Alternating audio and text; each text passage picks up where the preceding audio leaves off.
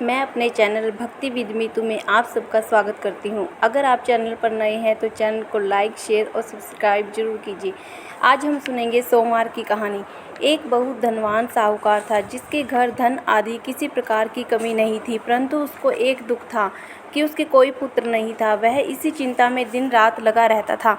वह पुत्र की कामना के लिए प्रति सोमवार को शिव जी का व्रत और पूजन करता था और सायंकाल को शिव मंदिर में जाकर शिव जी के श्री विग्रह के सामने दीपक जलाया करता था। उसके इस भक्तिभाव को देखकर एक समय श्री पार्वती जी ने शिव जी महाराज से कहा कि महाराज, यह साहूकार आपका अनन्य भक्त है और सदैव आपका व्रत और पूजन बड़ी श्रद्धा से करता है। इसकी मनोकामना पूर्ण करनी चाहिए।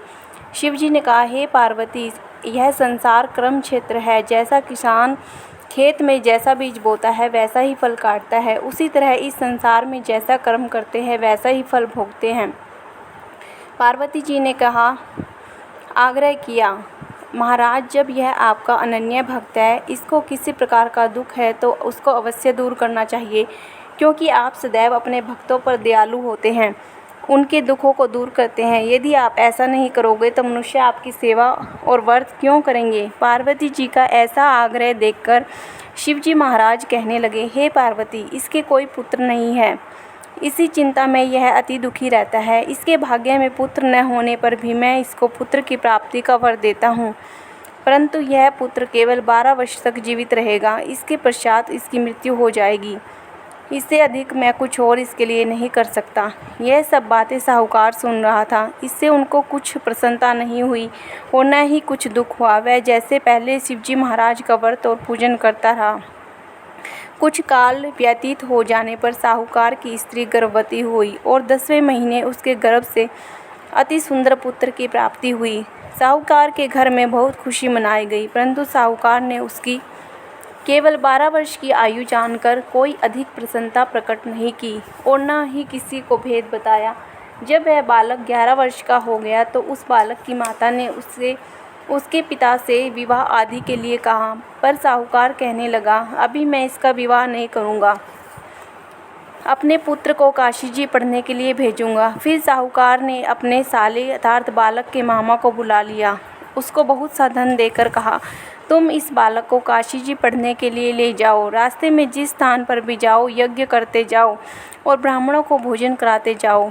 वह दोनों मामा भांजे यज्ञ करते और ब्राह्मणों को भोजन कराते जा रहे थे।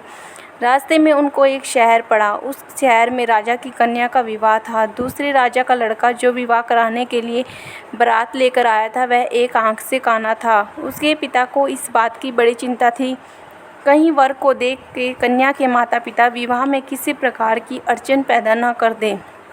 इस कारण जब उसने अति सुंदर सेठ के लड़के को देखा तो मन में विचार आया कि क्यों न दरवाजे के समय इस लड़के से वर का काम चलाया जाए। ऐसा विचार कर वर के पिता ने उस लड़के और मामा से बात की तो वे राजी हो गए।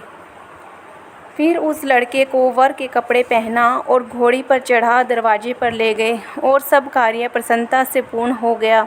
फिर वर के पिता ने सोचा, यदि विवाह कार्य भी इसी लड़के से करा लिया जाए तो क्या बुराई है।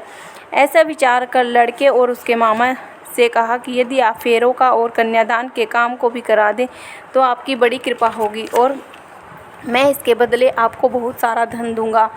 तो उन्होंने स्वीकार कर लिया और विवाह कार्य भी बहुत अच्छी तरह से संपन्न हो गया। परंतु जिस समय लड़का जाने लगा तो उसने राजकुमारी की चुंदड़ी के पल्ले पर लिख दिया, तेरा विवाह तो मेरे साथ हुआ है, परंतु जिस राजकुमार के साथ तुमको भेजेंगे वह एक आंख से काना है और मैं काशी जी पढ़ने जा रहा हूँ। लड़के के जाने के पश्चात उस राजकुमारी ने जब अपनी चुंदड़ी पर ऐसा लिखा हुआ पाया तो उसने राजकुमार के साथ जाने से मना कर दिया और कहा कि यह मेरा पति नहीं है, मेरा विवाह इसके साथ नहीं हुआ है, वह तो काशी जी पढ़ने गया है। राजकुमारी के माता पिता ने अपनी कन्या को विदा नहीं किया और बारात वापस चली गई। उधर सेठ का लड़का और उसका मामा काशी जी पहुंच गए। वहां जाकर उन्होंने यज्ञ करना और लड़के ने पढ़ना शुरू कर दिया। जब लड़के की आयु 12 साल की हो गई उस दिन उन्होंने यज्ञ रचा रखा था। लड़के ने अपने मामा से कहा, मामा जी, आज मेरी तबीयत कुछ ठीक नहीं है। मामा ने कहा, अंदर जाकर सो जाओ। लड़का अंदर जाकर सो गया और थोड़ी देर में उसके प्राण निकल गए। जब उसके मामा ने आकर देखा तो वह मुर्दा पड़ा है, तो उसको बड़ा दुख हुआ और उसने सोचा कि अगर मैं अभी रोना पीटना मचा दूंगा तो यज्ञ का कार्य अधूरा रह जाएगा। अतः उसने जल्दी से यज्ञ का कार्य समाप्त कर ब्राह्मणों के जाने के बाद रोना पीटना आरंभ कर दिया। संयोगवश उसी समय शिव पार्वती जी उधर से जा रहे थे। तभी उन्होंने ज़ोर ज़ोर से रोने की आवाज़ सुनी तो पार्वती जी कहने लगी, महाराज कोई दुखिया रो रहा है, इसके कष्ट को दूर कीजिए। जब शिव पार्वती ने जाकर देखा तो वहाँ एक लड़का मुर्दा पड़ा था। पार्वती जी कहने लगी, महाराज यह तो उसी सेठ का लड़का है जो आपके वरदान से हुआ था।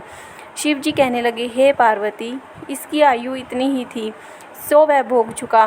तब पार्वती जी ने कहा, हे महाराज, इस बालक को और आयु दो, नहीं तो इसके माता पिता तड़प तड़प कर मर जाएंगे। पार्वती जी के बार बार आग्रह करने पर शिव जी ने उनको जीवन दान दिया और शिव जी महाराज की कृपा से लड़का जीवित हो गया। शिव पार्वती कैलाश चले गए। तब वह लड़का और उसका मामा उसी प्रकार यज्ञ करते और ब्राह्मणों को भोजन कराते अपने घर की ओर चल पड़े। रास्ते में उसी शहर में आए जहाँ उसका विवाह हुआ था। वहाँ पर आकर उन्होंने यज्ञ आरंभ कर दिया तो लड़के के ससुर ने उनको पहचान लिया और अपने महल में ले जाकर उनकी बड़ी खातिर की।